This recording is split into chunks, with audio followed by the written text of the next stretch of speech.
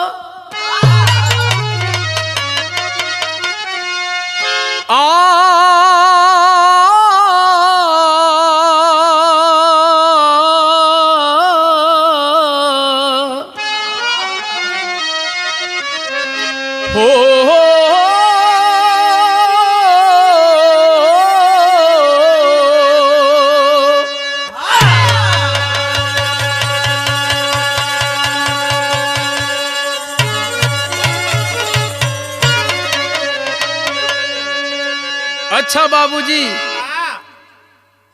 आर के स्टूडियो जमनिया हमारे रमेश भैया के देख रेख में यह रिकॉर्डिंग हो रहा है।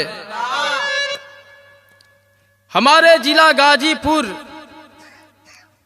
तहसील सेवराई, ब्लॉक रेवतीपुर के अंतर्गत में एक छोटा सा गांव है बाबू, अठा। उसी गांव की ये कोई काल्पनिक कहानी नहीं है, ये आंखों देखा हाल है जो आंखों के सामने हुआ है मेरे साथियों। हमारे गुरु श्री श्याम नारायण जी कलम के माध्यम से 4 लाइन भूमिका के अंदर लिखे हैं। क्या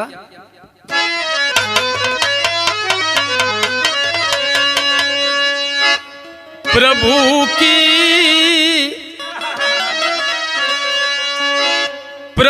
की कृपा से ही सब हो रहा है, सही है सभी हम इसे मानते हैं। प्रभु की कृपा बिन न हिलता है तिनका, है सर्वशक्तिशाली ये सब जानते हैं। एक संतोख है इन कहीं पंक्तियों में, टलने से टलती नहीं हो नारी। काहे प्रभु जी अठा पर उठे, का हम लोगों से हुई चूक भारी।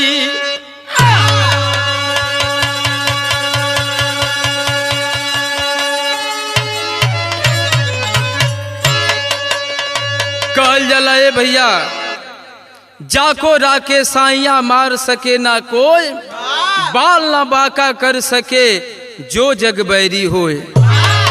यहाँ कोनो गीत के संकेत करत हुवन हमार मास्टर। कैसे?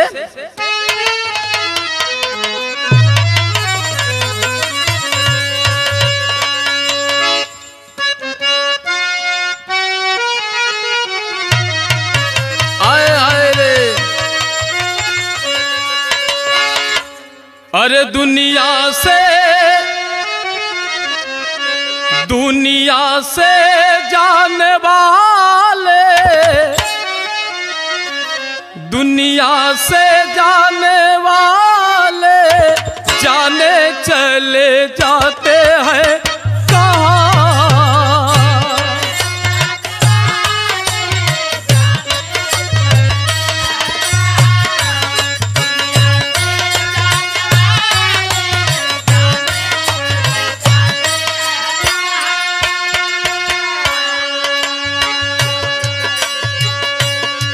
कैसे ढूंढे कैसे ढूंढे,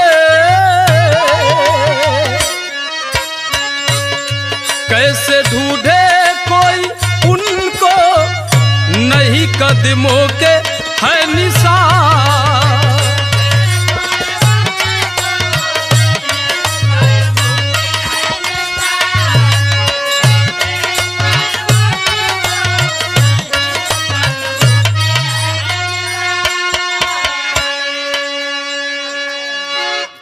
बहुत सुंदर लाइन हमारे कवि जी लिखलन बिरहा के भाव में।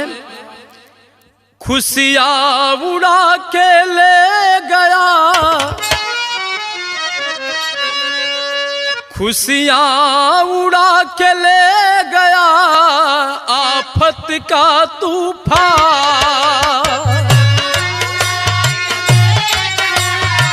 आफत का तूफान।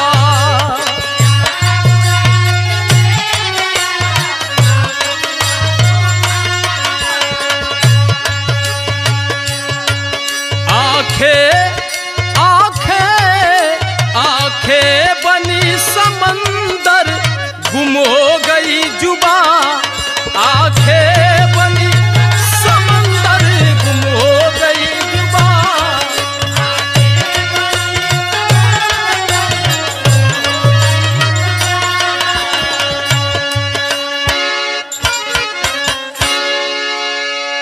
नज्म के लाइन में कहना है,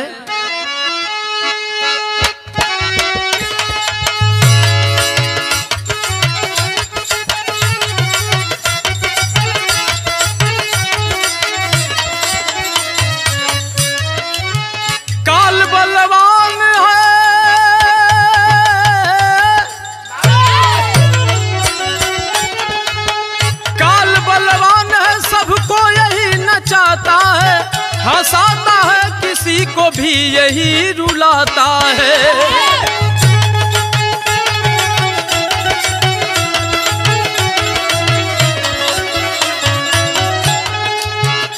कहानी कब करवा,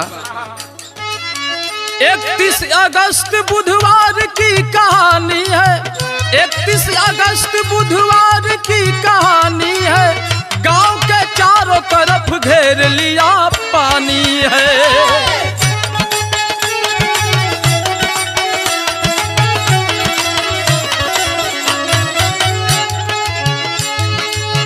बाढ़ रात में,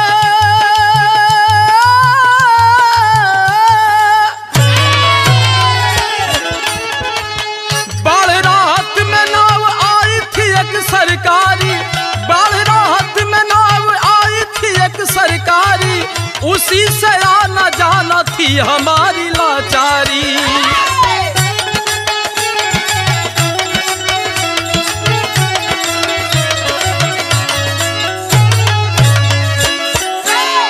ए बाबू, अठा ये रेवतीपुर ब्लॉक में पड़ता है। ई बाढ़ का क्षेत्र हो, अठा भैल रेवतीपुर भैल हसनपुरा, बिरऊपुर, नगदिलपुर, रामपुर, ये गंगा जी के कछार पे ये सब गांव हैं। हर साल बाढ़ आवेला ए बाबू, और बाढ़ अइला से पूरा क्षेत्र का विनाश हो जाला, लोग बाढ़ से पीड़ित रहेला। यहाँ कोनो गीत लगल मास्टर,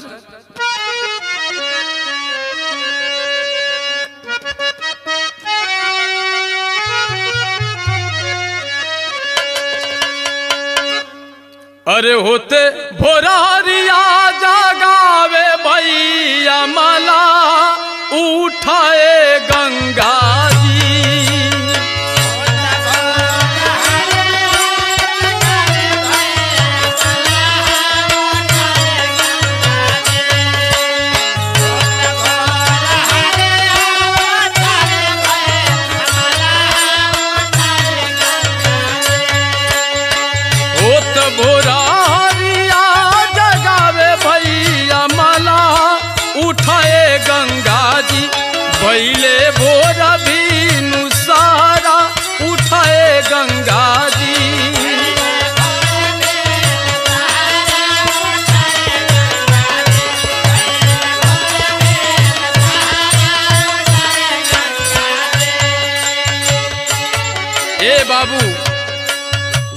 के चारों तरफ पानी ही पानी दिखाई देता। नाव से लोग का आना जाना शुरू हो गइल बा। ओ पार केहू डेरा पर जाता, केहू मार्केट जाता, केहू पशुअन के चारा उगर लावे बदे जाता। लेकिन एक दिन एक छोटी बच्ची, उम्र जिनका 4 साल बताया गया साथियों, वो अपने माँ से हट कर गई। ये कहानी कोई काल्पनिक कहानी नहीं है, हमरा घर का कहानी बा, जीवन हम बिरहा के माध्यम से गा रहल बाड़ी। विजाधर यादव का 5 पुत्र,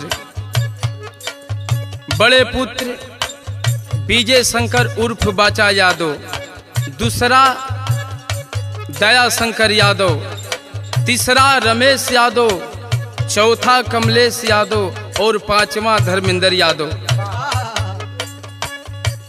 कमलेश यादव और रमेश यादव 2 भाई देश के रक्षक बाड़न, फौजी बाड़न। परिवार घरे आइल बा। कमलेश यादव का 2 बेटी, बड़ी बेटी खुशी और छोटी बेटी जिनका नाम अलीसा। ओ अलीसा 4 साल की बच्ची अपने माँ से हट कर गई। मम्मी आज मैं उस पार जाऊंगी अपने बाबा के पास। मम्मी समझावतिया कि बेटी पानी बहुत ज्यादा बा, लेकिन वो बेटी नहीं खे मानत। भाव में कैसे? अलीसा की जिद सुन के बोलाली मतरिया सुनाए रानिया।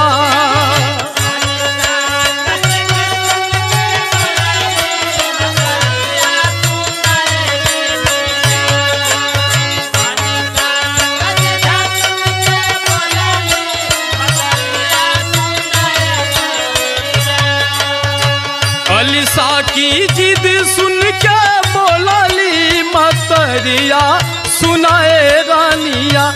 ज्यादा बढ़ल बात पनिया सुनाए रानिया।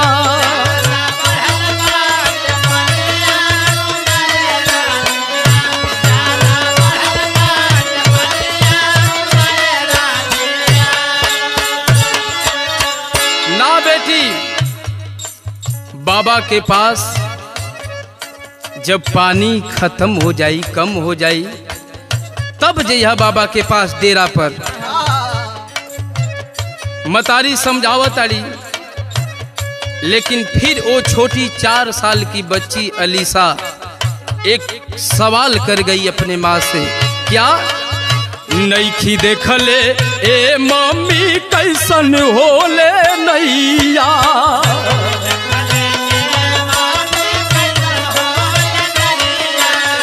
नईखी देख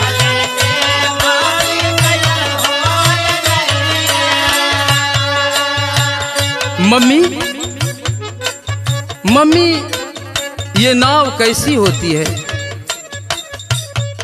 हम लोग तो दिल्ली में रहती थी, वहां तो नाव हम लोग नहीं देखी। ये नाव कैसी होती है माँ? थोड़ा हम देख लेती, लेकिन संजू मनावतारी दे के रुपैया।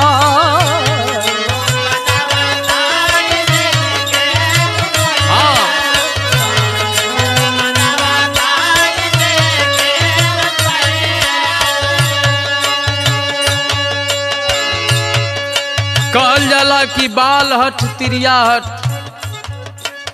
ये सबका बस का ना हो। ओ छोटी बच्ची अलीसा हट पे आ गई है, जिद कर ले हलस। ओ समय मतारी कैली का, अरे देखियो खुशी हाल संग जातली बहिनिया सुनाए रानिया।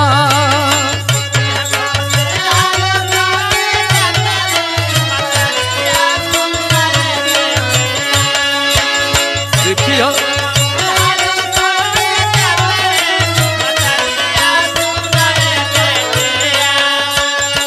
देखियो खुशी हाल संगे जातली बहिनिया सुनाए रानिया।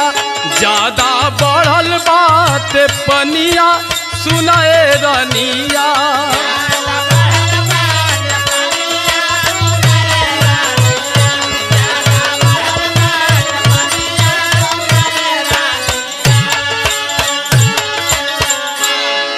ए बाबू, लास्ट में माँ लाचार होके ये खुशहाल जो दया शंकर यादव का एक लौता बेटा था, उसी के साथ में अलीसा को अलीसा की माँ ने लगा दी कि बेटा देखना बच्चिया को। आगे एक लाइन तर्ज लगल मास्टर,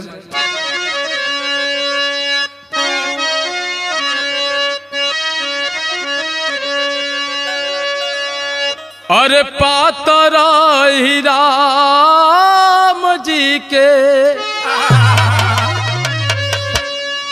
पातरा ही राम जी के पातर कारी आए रामा।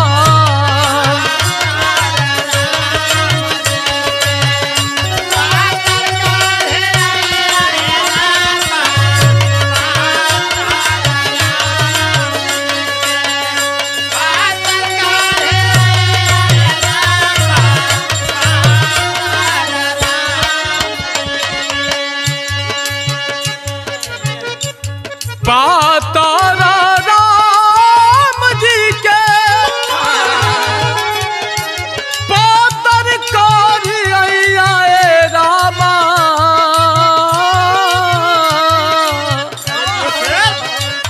नानावे कटूटल नाही, नानावे कटूटल नाही, जूटल कारी आए रामा।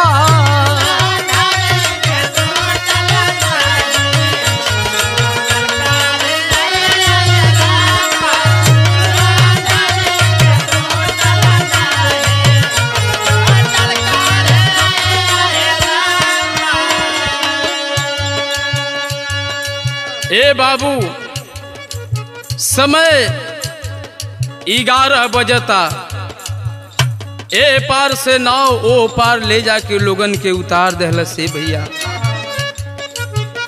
केहू मार्केट गईल, केहू डेरा पर गईल, केहू पशुअन के चारा लावे बदे गईल। लेकिन धीरे धीरे शाम का बेरा भइल, घड़ी 3 से जब पार हो गयल, ओ समय घर के लोग सब अपना लोग का इंतजार करता कि हमारे पतिदेव गए हुआ मार्केट अभी अला ना, बाढ़ का आना जाना बा, हमारे बेटा गए हुआ, हमार बेटिया गई है। सब लोग अपन अपन परिवार के खोजता। कैसे? अरे खोजे परिवार घरे, खोजे परिवार घरे, व्याकुल नयनवाए रामा।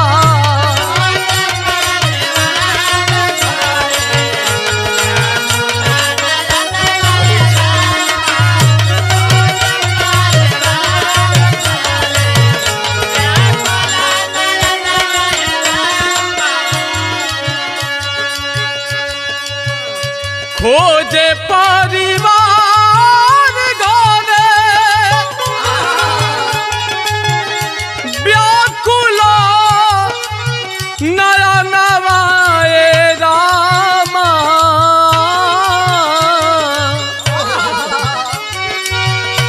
केहू खोजे बेटा बेटी, केहू खोजे बेटा बेटी, केहू तो सजनवा ए रामा।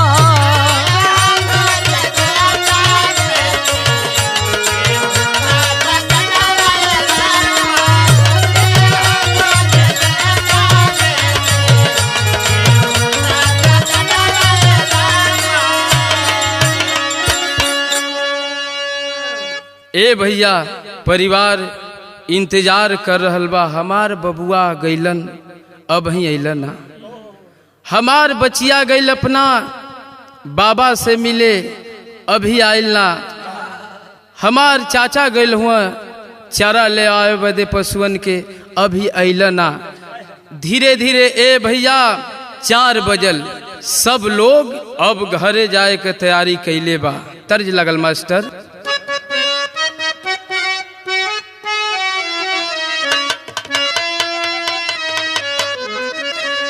अरे कोराबा में लेके सैया छोड़ी गैला भोरावा, अरे छोड़ी गैला भोरावा हो।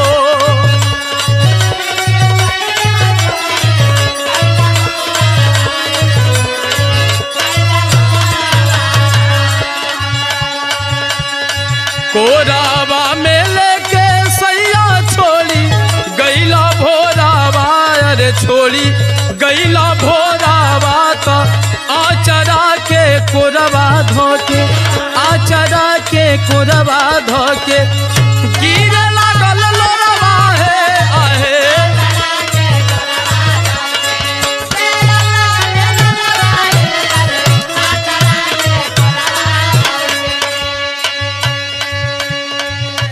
सब लोग घाट पे पहुंचता, जे जहाँ बा वही से जा रहल बा कि चलल जाओ ना तो नाव छूट जाए। आपन आपन काम कई के साझी ला पहारावा हो, साझी ला साझी आपन आपन काम कई के साझी ला पहारावा हो, साझी ला पहारावा। तो आवे खातिर घरवा अइले, आवे खातिर घरवा अइले, पनिया की नरवाए बाबू आवे खातिर।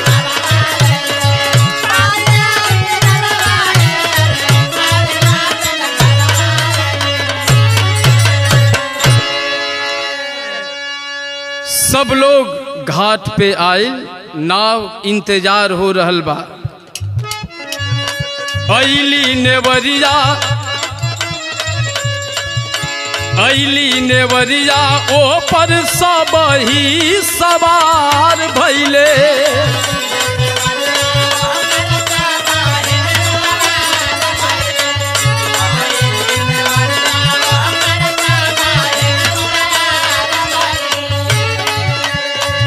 लेके सब सामान आवे खातिर तैयार भइले।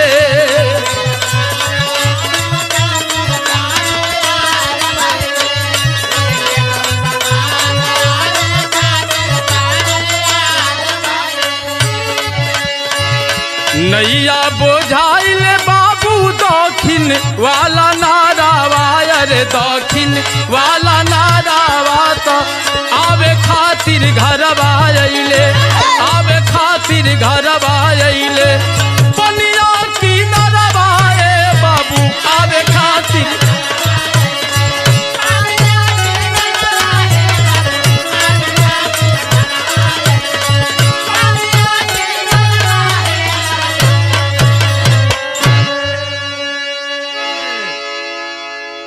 ए बाबू जितना लोग घाट पर रहलन सब लोग नाव पे सवार हो गई। नाव ए पार से ओ पार खातिर खुल गई, लेकिन वो नाव में बतावल जाता कि 27 लोग बैठे रहलन। ओ 27 लोग में छोटे बड़े सभी लोग थे। आगे विदेशिया में कहना हो,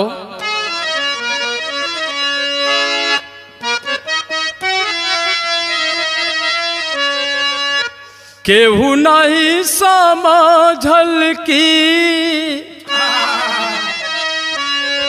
आगे का होखे वाला बा,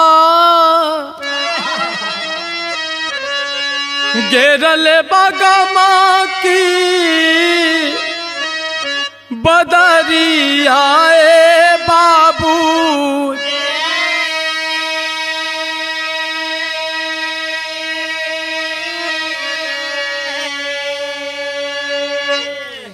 सब ही मनावे आपन आपन देवी देवता के थर थर कांपेले शरीरिया बाबू।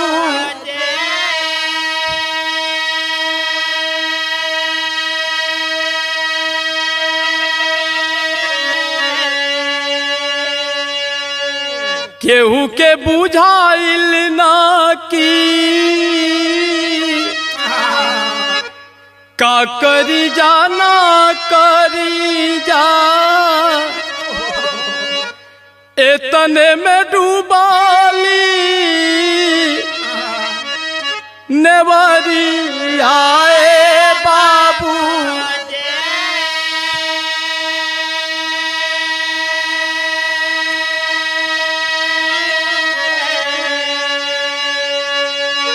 मचला कार चीता कार होला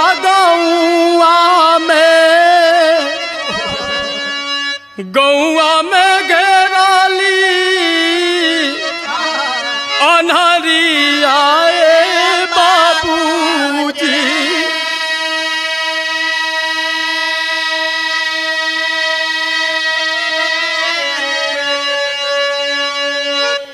ए बाबू नाव थोड़ा ही दूर और बाकी रह गई, लेकिन धीरे धीरे भार के बर्दाश्त ना कपोलोस नाव ए भैया पानी के अंदर जाए लगल।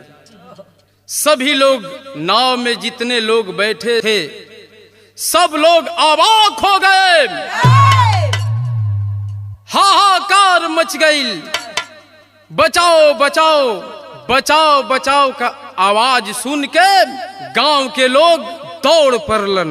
आखिर का हो गई, दक्षिण टोला नाव मरा गई।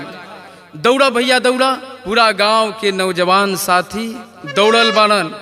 यहाँ टेरी में कहना हो,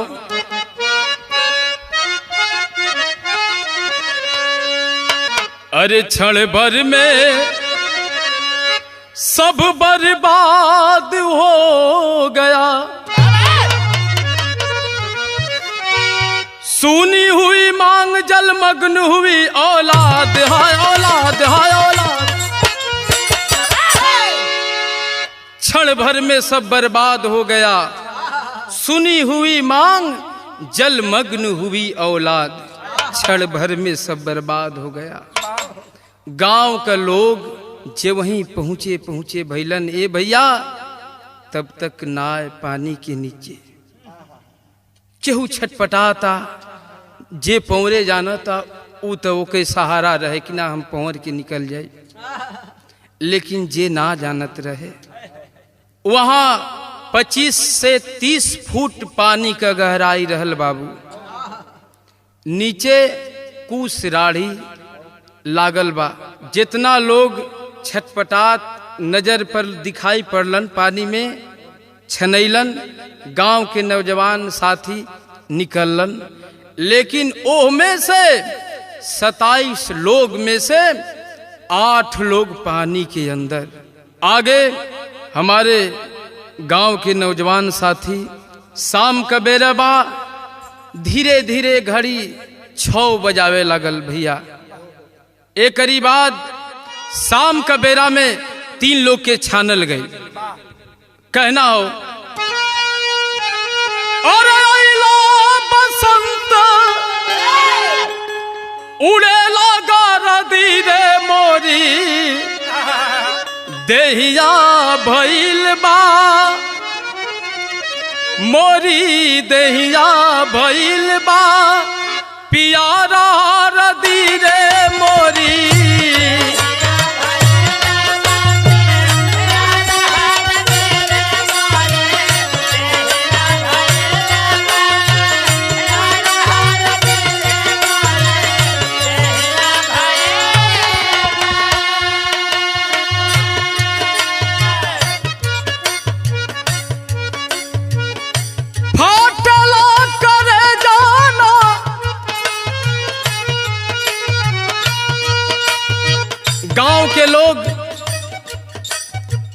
शाम के बेरा में 3 लोग के छनलन केहू तरे।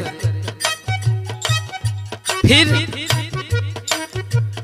फाटला करे जाना थमाले आसिया हो, अब खो जात बिया पनिया में डूबल लासिया हो, अब खो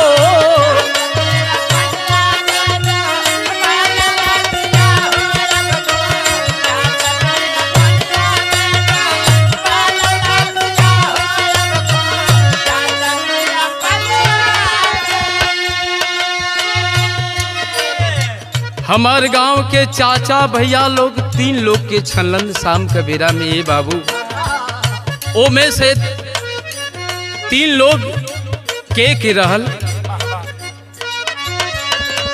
मिलल डबलू गोलिया नगीना पसवान हो,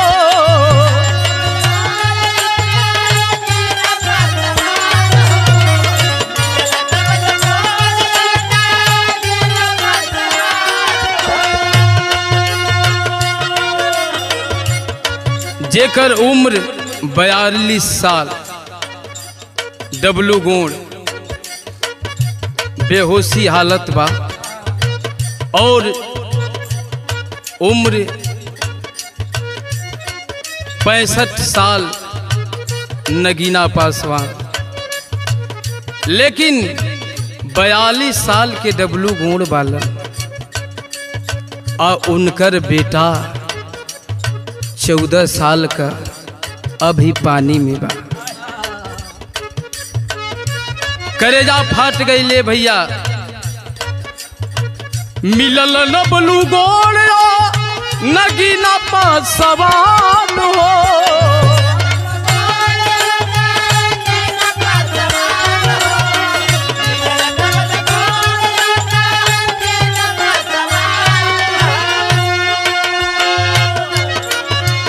लेके अस्पताल गैलन साधु परदान हो,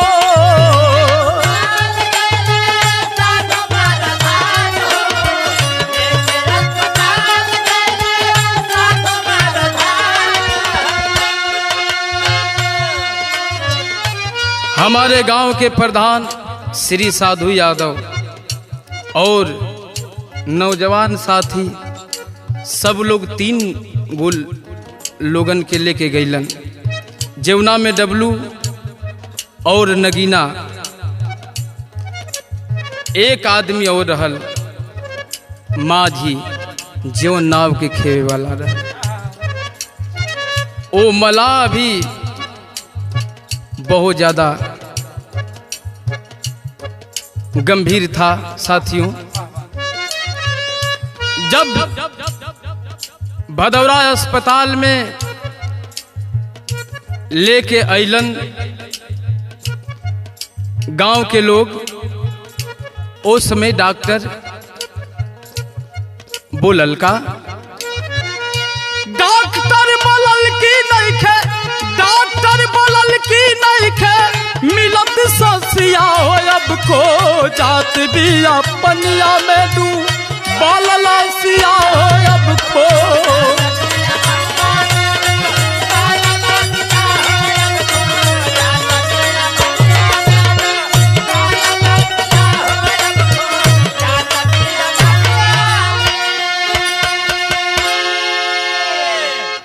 दो लोग के डॉक्टर साहब कह दिलन कि ये दोनों जना का प्राण निकल गई बा। हमने 2 लोग मृत्यु घोषित हो गए। एक आदमी जौन माझी रहल वो बच गई। वाह रे बाबू, अभी 5 लाश पानी के अंदर पड़ल बा। ये भैया धीरे धीरे रात हो गई। आनन फानन में रेवतीपुर थाना से और एसपी, एडीएम, एसडीएम जितना कम समय में लोग पहुंचलन। 10 बजे रात तक सब लोग खोजल ओ 5 लाश के, लेकिन एकहू लाश ना मिलले बाबू।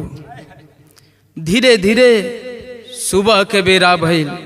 गांव के 10-15 नौजवान साथी फिर पानी में कुदलन यहाँ कहना हो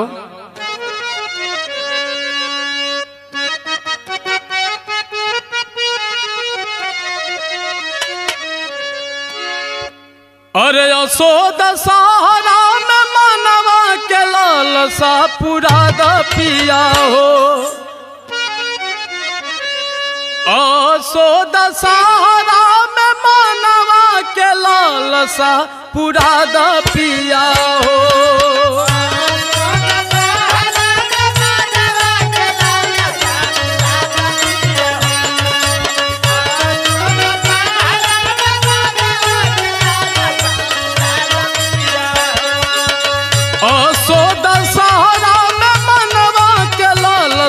पूरा द पिया हो तो हमके देवी जी के दर्शन करा द पिया हो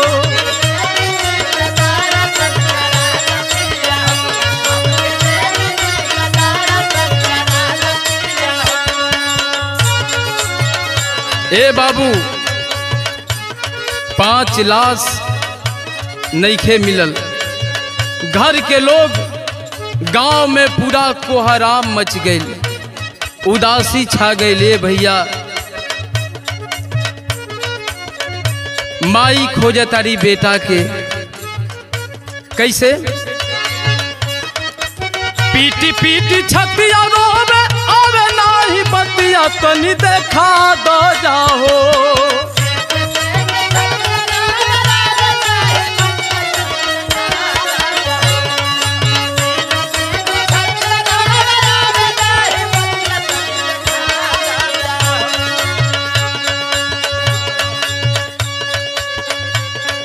सुबह के बेरा में 4 घंटा में 4 लाश के खोजलन गांव के लोग।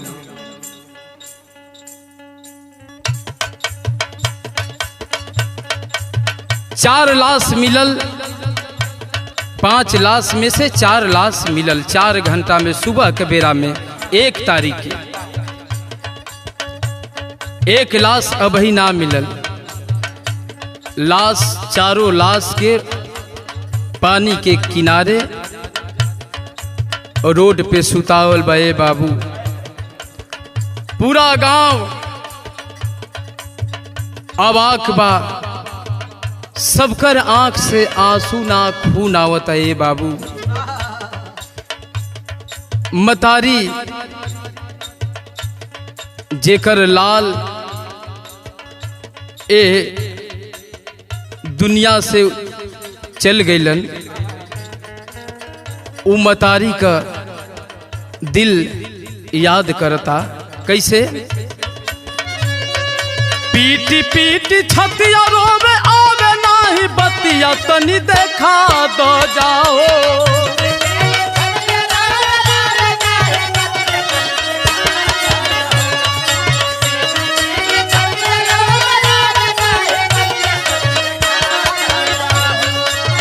पीटी पीटी छतिया रोवे आवे नाही बतिया तनी देखा दो जाओ तो हमारा बचिया के हमारा बचावा के सूरतिया तनी देखा दो जाओ।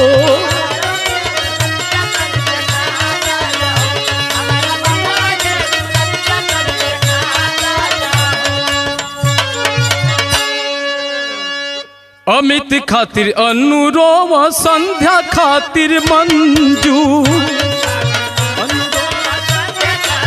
मंजू अमित खातिर अनुरोव डबलू सत्यम खातिर बिल खात बाड़ी अंजू डबलू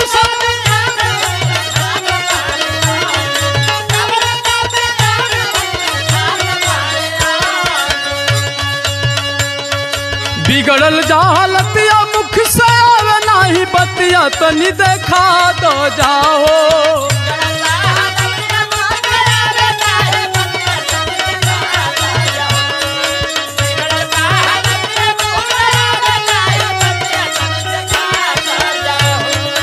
बिगड़ल जालतिया मुख से आवे नाही बतिया तनी देखा दो जाओ, तनी देखा दो जाओ।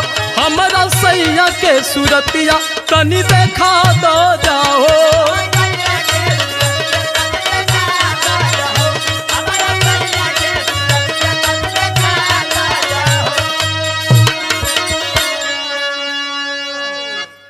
ए बाबू सत्यम की मम्मी अंजू देवी, अलीसा की मम्मी संजू देवी, खुशहाल की मम्मी चंदा देवी, अमित की मम्मी अन्नू देवी, संध्या की मम्मी मंजू देवी और 65 साल का उम्र में नगीना पासवान की धर्मपत्नी फूलमती देवी। ई सातों मतारी ए बाबू पागल के समान हो गई रोवत रोवत। बारे प्रभु तेरी भी लीला गजब है। आगे कहना है अल्लाह के भाव में,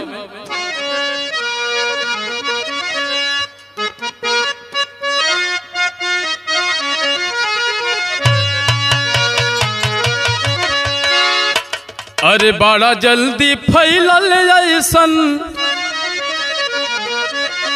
शोक की खबरिया बाबू, लोगवन का भीड़ मचल बाटे दोनों पार।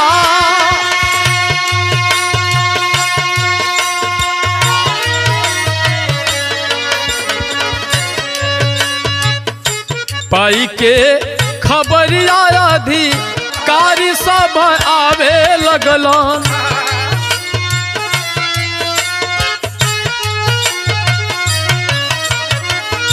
एडीएम एसडीएम संगवा में थानेदार,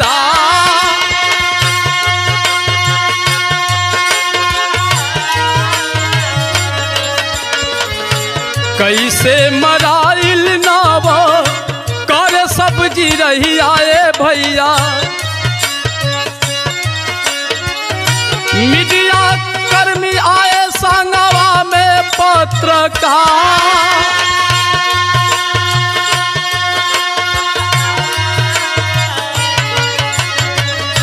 रेस्क्यू करे वाली टीम तीरवा पहुँचलिए बाबू।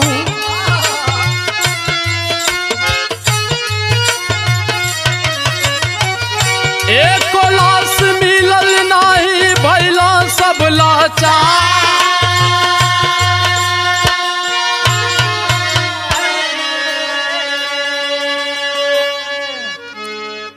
4 लाश गांव ही के लोग पकड़लन। रेस्क्यू टीम, एनडीआरएफ के टीम और हमारे एडीएम एसडीएम साहब और क्षेत्र के नेता सब लोग अठा पहुँचले बाबू। भीड़ मचलबा लोगन के। धीरे धीरे 12 से 1 बजल लोग कहलन कि भैया गांव का लोग निकल जा, बस एगो छोटी सी बच्ची भी आना। ओ बच्ची कोई और नहीं थी साथियों, उहे बच्ची रहल 4 साल का अलीसा, जवन अपन माई से जिद कैले रहल कि माई हम ओ पार जाई, माई बाबा के पास जाई माई। फिर शाम होत घरे चले आए। ओ अलीसा कलास ना मिलले बाबू। धीरे धीरे गांव के लोग निराश होके पानी से बाहर निकल गए। एनडीआरएफ के टीम खोज रहल बिया। पीएससी के जवान आए, सीआरपीएफ के जवान आए, गोता खो रहलन, लेकिन वो बच्ची मिलत नहीं थी। समय जब 12 से 2 बजल, 2 घंटा बाद एनडीआरएफ वालों ने कुछ दूर जाकर अपना नाव को लेकर गए। एगो बबूर का पेड़ रहे, वही में ओ अलीसा का कपड़ा, शरीर नीचे बा, कपड़ा कांट में फंसल बा। देखलन आवाज एक और शाम का बेरा में जितना लोग रहलन पानी के अंदर खोजे वाला, सब लोग कहल भैया बाबू हो, ए चाचा ए चाची, अरे काजी कौन लड़का रहा कि लड़की इतना तेजी से निकलल है हमन के पैर से टच होके, इतना गति में कि ए बाबू हमनी का समझ ही ना पौली जा आखिर का रल है। ओ बच्ची जब निकालल गई तो वही बच्ची थी जो सबके पैर में टच हुई, कोई नहीं पकड़ पाया, इतना उसके अंदर गति था। 5 बच्चा 14 साल से नीचे के 5 बच्चा रहलन पानी के अंदर। अगर ऊपर आग रहता तो गांव का लोग बचा ले रही, लेकिन इतना गहराई पानी बा 25 से 30 फुट नीचे कुछ बा, राढ़ी बा, नीचे जाके पकड़ के दम के तोड़ देले बाड़ा। आखिर उ छूटी तबे त यहाँ ऊपर ना आवे का कारण ये भाई। अलीसा के निकालल गई, पूरा ये बाबू चेहरा नाव में लड़ गई रहे बच्ची, बहुत ज्यादा जख्म देखल गई अलीसा के चेहरा पर। और गांव के हमारे नौजवान जो पानी के अंदर खोज रहे थे, कुछ उनका नाम है रमेश राम, बड़क राम, अरविंद राम, भूतपूर्व प्रधान भुआल गोड़, राकेश यादव, अनिल यादव, अजीत यादव, रविकांत यादव, मनीष यादव, और साथ में हम भी थे साथियों। 6 घंटा तक हम लोगों ने खोजा उन लाशों को। खड़ी में कहना है,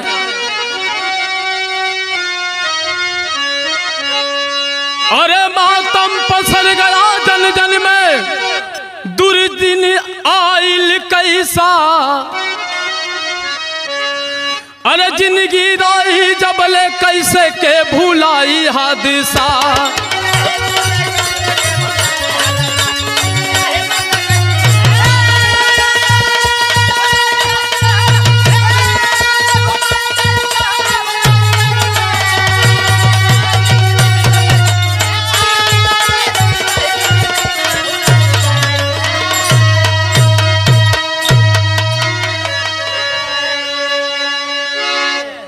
सातों लाशों को गाजीपुर चिरघर लोग ले गए। सज गई सातों चिता पे, मुख अग्नि दिए सबके परिजन हो। 5 तत्व में मिले सभी, अबई का कैला भगवन हो। चारों तरफ उदासी, अरे चारों तरफ उदासी, सबके बिगड़ी मंदसा। आज जिंदगी रही जबले कैसे के भुलाई हादसा।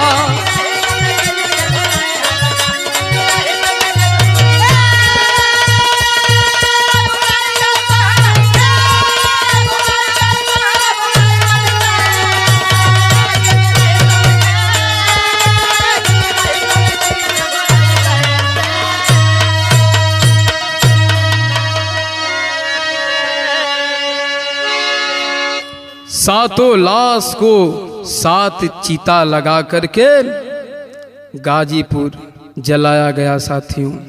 बाढ़ रात कोस में सबको मिली मदद सरकारी हो। प्रशासन की मदद को लेकर पूरा गांव आभारी हो। कहीं किसी के साथ, ए बाबू कहीं किसी के साथ कभी ना हो खेल ऐसा। त जिंदगी रही जबले कैसे के भुलाई हादसा।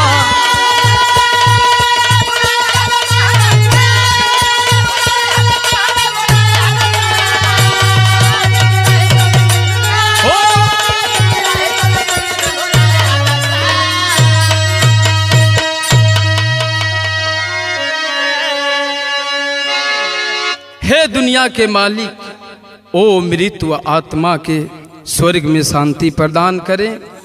श्री मौला श्री राजा सिंह करे रामदेव सेवकाई। लिखे कलम से श्याम नारायण, आंख में आंसू आई।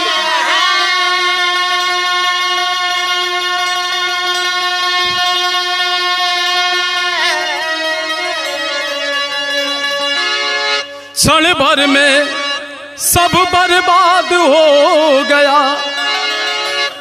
गावे गोविंद प्रभु जी सबके रखा बात। क्षण भर में सब